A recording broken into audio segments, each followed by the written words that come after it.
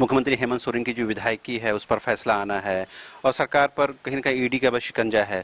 तो लगातार जो मुख्यमंत्री हेमंत सोरेन ताबड़तोड़ जो निर्णय ले रहे हैं और ऐसे निर्णय ले रहे हैं जो जनमानस को कहीं ना कहीं टच करता है। तो पॉलिटिकल पंडित ये कह रहे हैं क्योंकि मुख्यमंत्री की जो विधायकी है वो खतरे में है और पॉलिटिकल इंस्टेबिलिटी का दौर शुरू हो सकता है झारखंड में, लिहाजा उस दृष्टिकोण से निर्णय लिए जा रहे हैं। राजनीतिक चश्मे से इन डिसीजन को देखने की ज़रूरत है। आप इससे इत्तेफाक रखते हैं?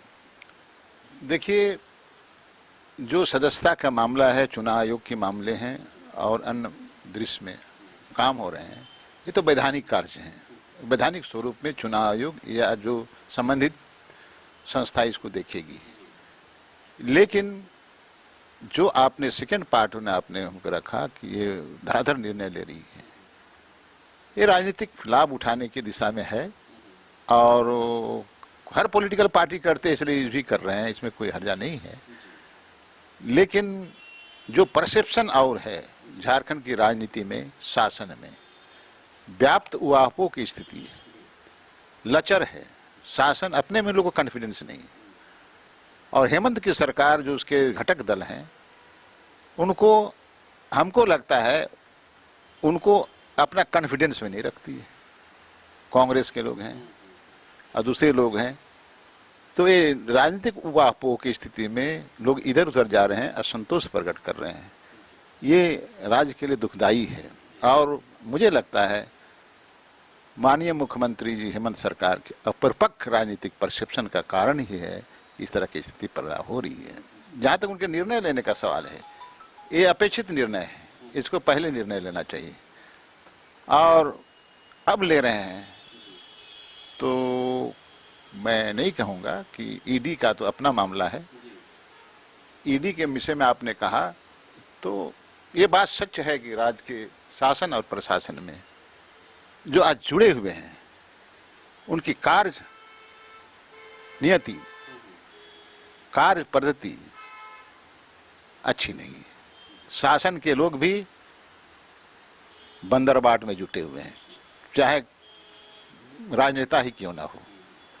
प्रशासन के लोग देख रहे हैं कि कुबड़ शासन है तो यहाँ भी हम भी हाथ धो लें।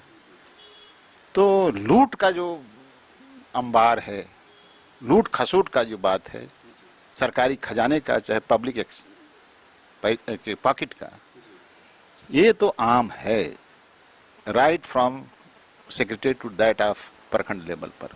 कहीं भी छोटा से छोटा काम में एक दस्तूर बन गया है कि बिना पैसे का लेन देन का कोई काम नहीं होगा। इस स्थिति को वर्तमान सरकार काबू करने में अक्षम रही है या खुद लिप्त है। आप ये कह रहे हैं कि जो मुख्यमंत्री हैं वो उनमें पॉलिटिकल मैच्योरिटी नहीं है, जिसकी वजह से इस तरह के डिसीजन हो रहे हैं, और जो गठबंधन में भी उनकी पकड़ बहुत मजबूत नहीं है। तो ये क्या आपकी राजनीतिक समझ इस बात को बताती है कि ये 2 साल 2.5 साल का जो सरकार का समय बचा हुआ है वो पूरा हो पाएगा या बीच में ही हम लोग फिर एक बार मध्यावधि चुनाव की तरफ बढ़ जाएंगे? देखिए, जो राजनीतिक परिदृश्य है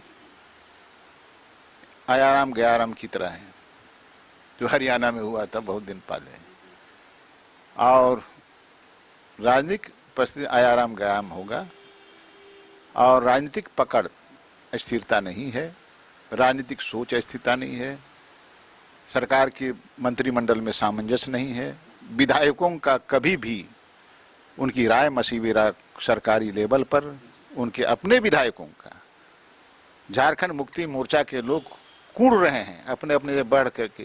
कोई मुख्यमंत्री से न परिसंवाद कर सकता है, न मुख्यमंत्री कोई ऐसा आयोजन करते हैं जिसमें परिसंवाद हो, या दूसरे दल भी जो उसके घटक दल हैं।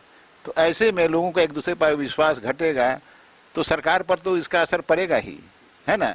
उनका भी तो अपनी मनोकामनाएं हैं या उनके अपने परसेप्शंस हैं विकास के तरदान में, इसको कैसे प्रक्षेपित करेगा। माननीय हेमंत सरकार, हेमंत जी से मेरा पहले भी सलाह था, मैं एक बार मिला भी था 4 सितंबर 2020 को, उन्होंने ही बुलाया था मुझे, मैं नहीं गया कभी।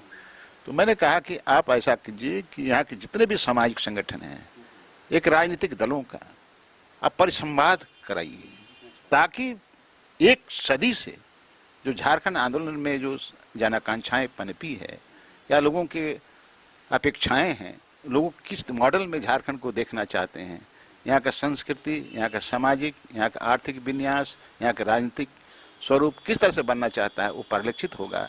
लेकिन माननीय मुख्यमंत्री ने इसको दरकिनार कर दिया।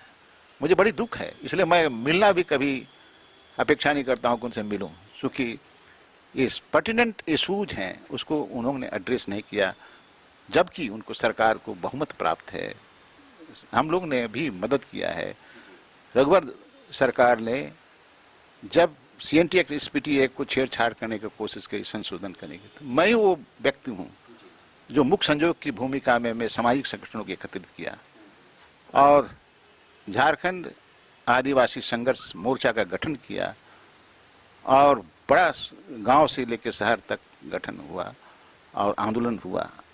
वहाँ मानता है कि झारखंड मुक्ति मोर्चा भी किया, असेंबली में किया, बाहर भी किया, और यहाँ झारखंड आदिवासी बुद्धिजीवी मंच किया, अन्य संगठन सिंगल संगठन किया।